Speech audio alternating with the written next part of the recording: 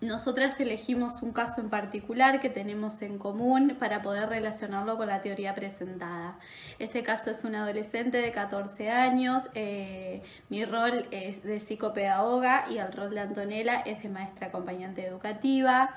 Es un caso que cuenta con un certificado de discapacidad, con una familia de tipo clásica, tradicional, constituida por mamá, papá y una hermana menor, con una buena situación socioeconómica y una buena educación, ayudando a la construcción de la subjetividad del sujeto desde la función de amparo y sostén, relacionado con todos los cuidados primarios, desde ese niño desamparado recién nacido. Bueno, desde la función de regulación e interdicción del orden de los vínculos intersubjetivos, podemos evidenciar en este caso que son muy pocas las herramientas que se le ha brindado para poder ser parte de la sociedad y vincularse con la cultura también. En este caso, siempre teniendo en cuenta que es un sujeto con diagnóstico y que se lo relaciona con la confusión de la familia entre la inteligencia y la personalidad de este sujeto. Más que nada se lo considera como si fuese un eterno bebé, ya que se le niegan algunas posibilidades de experiencias nuevas, experiencias en donde él puede generar placer, siendo que este es muy importante para el motivador de todo nuestro actuar diariamente.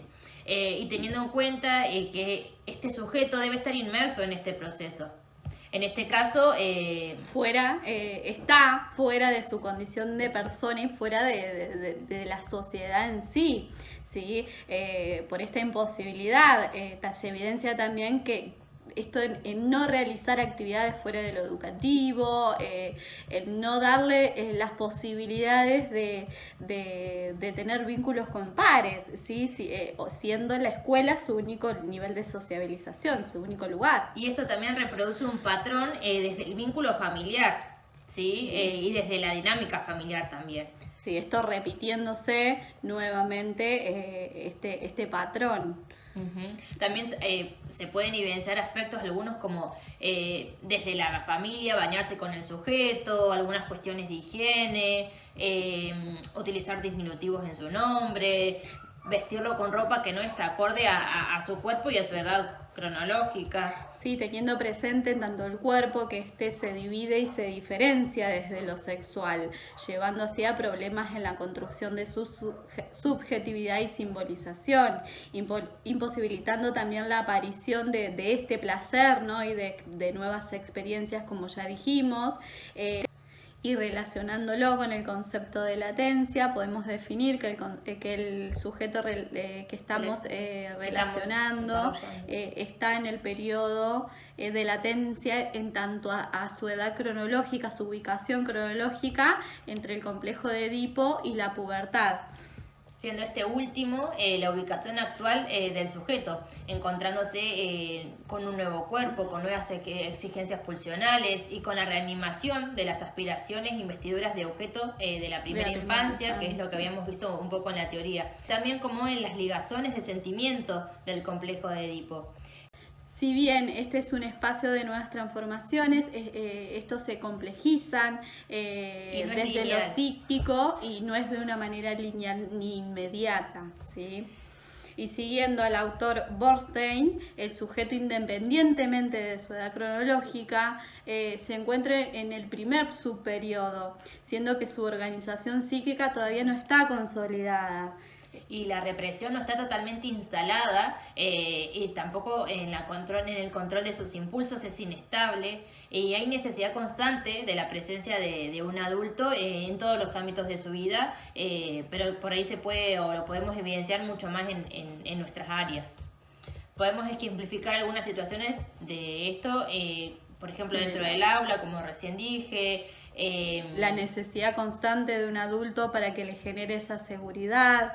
Al iniciar una actividad, para poder ir a buscar algo dentro del aula o fuera de ella, en el resto del colegio. Ya sea desde la mirada, ¿sí? O desde lo corporal, desde la contención. Hasta para poder vincularse con otro docente o con otro compañero también, ya que cuando algún docente le hace alguna pregunta siempre busca la aceptación. de la mirada. Sí, en esta falla de control de impulsos se evidencia mucho en no poder seguir una estructura de trabajo, en no poder terminar las actividades, en la necesidad constante de descarga desde lo motriz, el deambular dentro de la institución por periodos cortos de tiempo.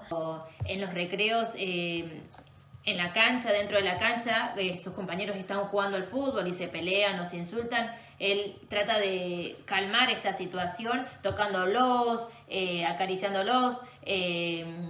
Esta situación le genera angustia a él. Entonces también busca la presencia de un adulto. Y buscando la aceptación. Estas situaciones que podemos registrar...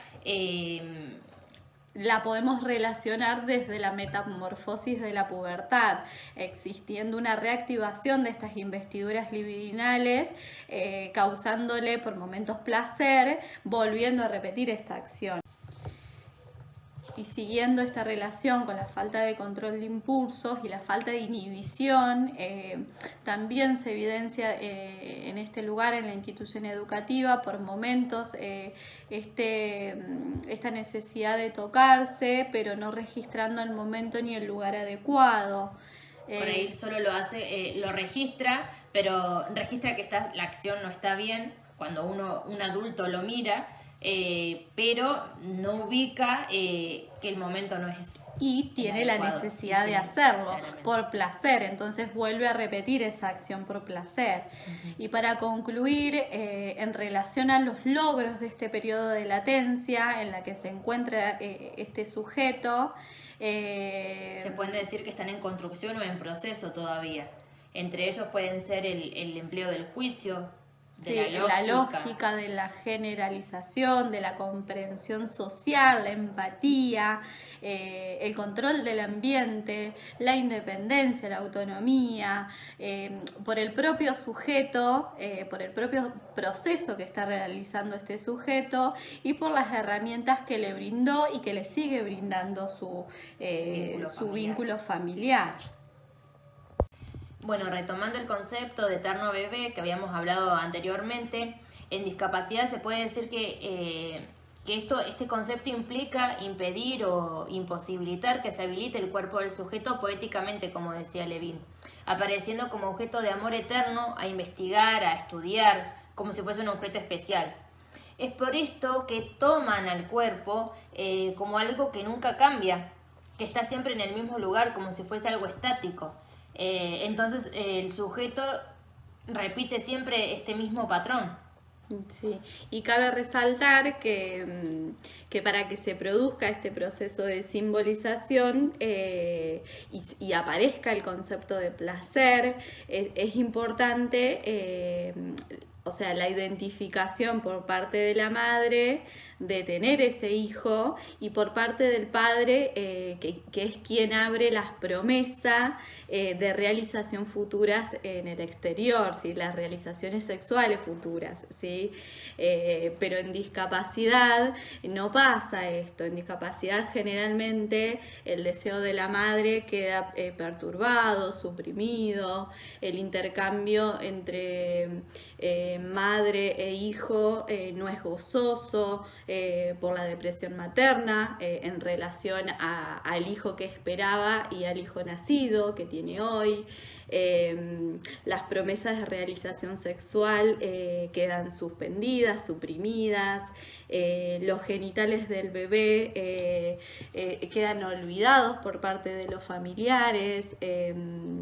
La curiosidad sexual generalmente no aparece o aparece en forma muy tardía, aparecen muchos temores familiares por inconvenientes o perversiones sexuales, por la aparición de estos, falta de control, falta de inhibición, ¿sí? Y esto lleva a que el sujeto, a que este niño tenga distintas problemáticas, distintos sufrimientos, ¿sí? Que aparecen visibles como síntomas. Como en el caso que presentamos, uno de los síntomas que se presenta es la masturbación compulsiva. Por esto, desde la clínica o desde la educación, es importante abrir las posibilidades de dejar o permitir a este niño arriesgarse a cosas nuevas. a sentir sin sentido, a poetizar ese cuerpo, a buscar nuevas experiencias, porque la discapacidad no es nunca la prueba de que la sexualidad no existe, sino que por el contrario, la discapacidad siempre es inesperada o inútil, es la demostración que la subjetividad y que la sexualidad nunca es aquel lugar que es ideal, que es seguro o estable. Es por esto que un niño se torna como un sujeto deseante. Sí. Y el niño discapacitado, tenga la discapacidad que tenga, es algo diferente a esa discapacidad.